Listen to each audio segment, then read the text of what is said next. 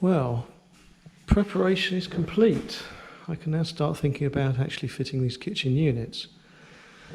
And the first thing I did was check their measurements, which are different to what they say in the brochure and on the box. So the height they say is 67.8 centimetres, and it's not. It varies between 68 and 68.2. So it doesn't really make a lot of difference, but it does mean I've got to be very careful fitting these to make sure that at least one of the edges is lined up.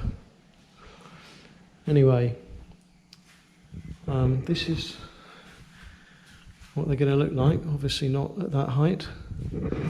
I've drawn a line on the wall already where I want the top to be,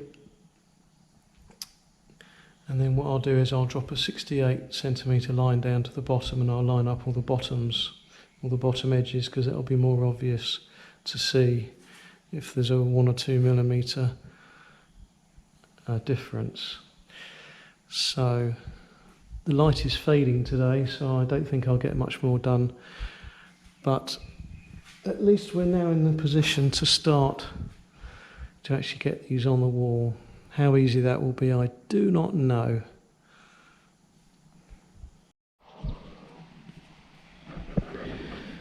Now, here's another little problem that I've created for myself.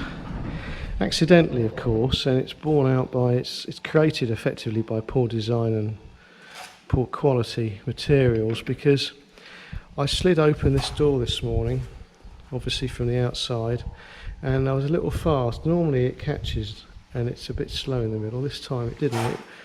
It went a little bit faster and it banged the handle onto the frame of the next door, and the handle's just sort of pulled out really. It's like the fixings inside have just come loose. I think that handle's been drilled into virtually nothing underneath. It's hanging on by a thread. Now I don't know who's put the handle on, whether it's the man who fitted the door or whether it was done in the factory. But it is underneath, sorry, it is on top of the protective plastic. So that's got to be refixed, but I've got to determine where to refix it so that it doesn't break off so easily next time.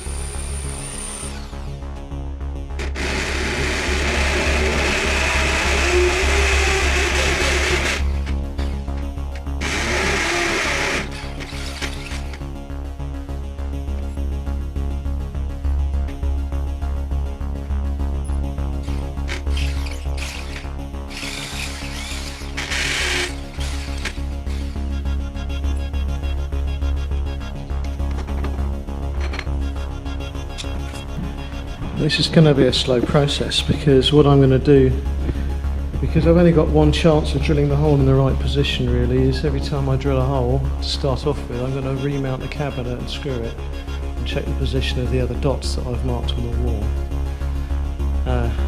just to make sure that that hole that I drilled first of all didn't wander off. After that I've got to be very accurate, but that's the way I'm going to do it. It's going to take me a while to do, but I've got plenty of time.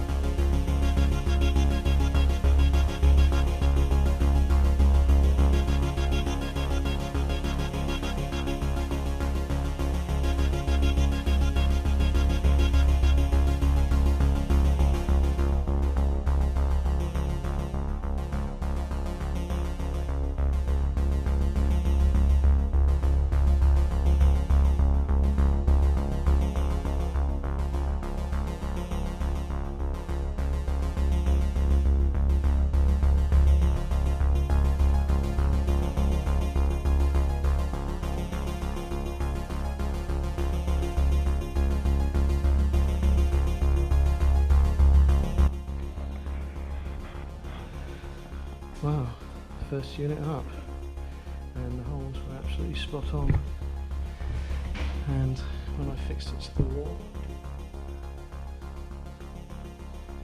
absolutely dead level first time.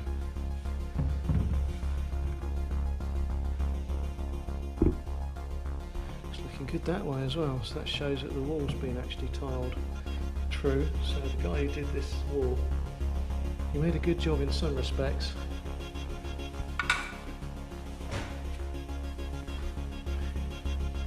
Yeah, so now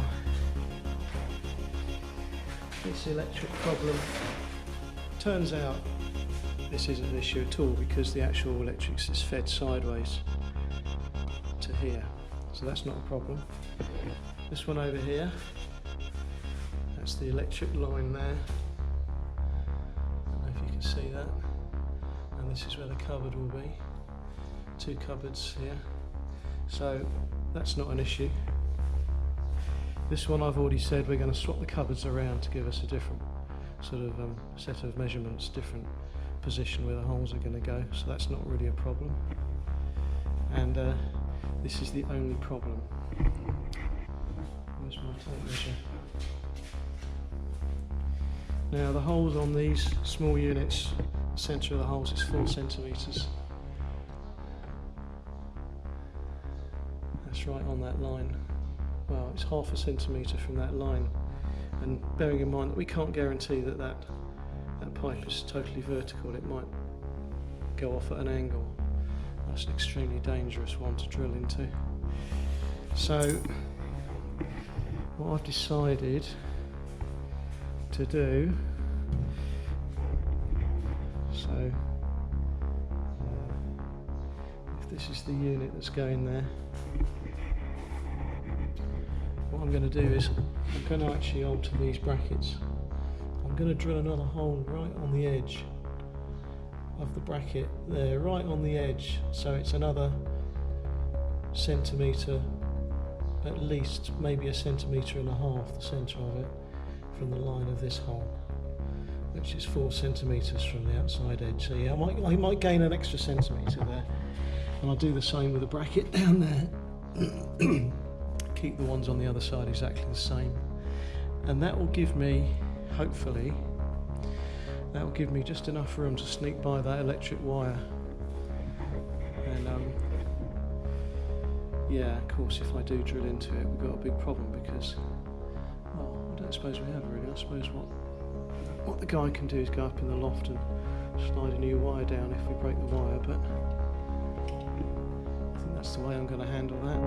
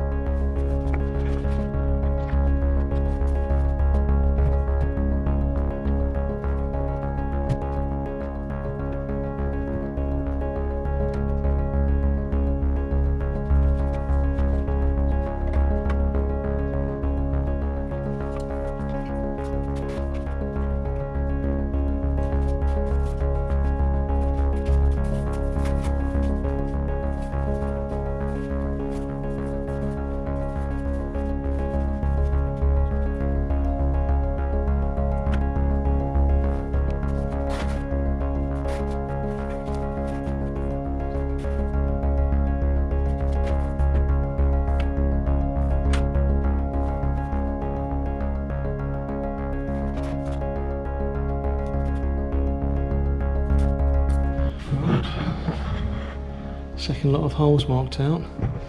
Interestingly enough, you know, I always keep going on about using washers, extra washers when fitting things. These actually came with washers, not very big ones. So these are the screws and these are the washers they provide. But what I've decided, of course, is to add a bigger washer underneath as well, because it'll spread the load even more. And after all, these little brackets that are supporting the whole thing are unfortunately plastic, so one day they're going to go brittle and give way, I'm sure. This is not a 100-year kitchen by any means. Quite how quickly they go brittle and start cracking, I don't know. But one thing I'm being very careful of is when I tighten up the screws, is not to over tighten them and put pressure on that plastic unnecessarily. It's just got to be tight enough so the cover doesn't wobble and it's supported, but not too tight that it will actually pressurise the plastic at all and create stress lines and splits. So I've got to the last hour of the day and I've managed to finish hanging all the wall units that I've got at the moment. I've still got one on order which will go in that blank space there. It's taken me quite a long time. It's been quite a simple job in some respects. All I've had to do is drill 4 holes for every unit. Obviously they've had to be level and in the right place, but that wasn't too difficult to achieve. I wasted a bit of time on this end unit here because the door kept jamming once I'd hung it, and eventually I worked out that it needed a couple of washers packing behind one of the screws in the top right hand corner to square up the cabinet. The biggest preponderance today, which has taken me a couple of hours of thinking really and discussing with myself the options, is this cabinet, because of the fact that any of the holes that I can use in the plastic corner pieces are directly in line with the wiring for that socket. So there's no way I'm drilling anything through the corners there. It's just too close. So what I found in a pile of rubbish was some offcuts of the step trim. And what I'm going to do is I am going to put them in like that, and I'm going to do it at the top and I'm going to do it on the shelf here, and that will give support for the thing, and then the 2 screws that I've managed to use in the corners will hopefully stop it from falling away from the wall, because I don't intend fixing these sort of homemade brackets to the top edge. What I want to do is just cut a slot of some description in them, an elongated hole for adjustment purposes, and then I will drill straight through the plastic and straight into the wall behind with my drill, and then plug it through the plastic so I don't need to take the unit off the wall at all. So that's the plan for that one. Luckily it's a small unit, so there's going to be some limitation as to what weight it can take because of its size anyway. But these bigger units, they've only got 4 screws, and I just know what's going to happen with them over time. They're going to sag, especially if we keep plates and things like that in there. So what I'm going to do with these, and there's 3 of them actually, because there's this one here, and then there's that corner one, which is basically, it's got a blank door to it, and there's this big one over here. So what I've decided is, using my offcuts, I'm going to support the shelf like that in the middle from the very get-go to try and help support the whole thing. Now that won't stop this from bending eventually, and the front edge might well bend whatever I do, but I've got an option maybe later to do a similar thing underneath. maybe I could find something that's a little more attractive than the back end of this step. But anyway, I don't really want to end up with great big brackets underneath unless they start sagging really badly, but that might help to support the carcass around the part that's under pressure to bend at some point. So that's an option that can be dealt with later. I think I've probably just got enough room to get a drill in there to actually do it without taking any of the units down. And indeed, I might well do it the whole length, and then it will look like it's a deliberate feature.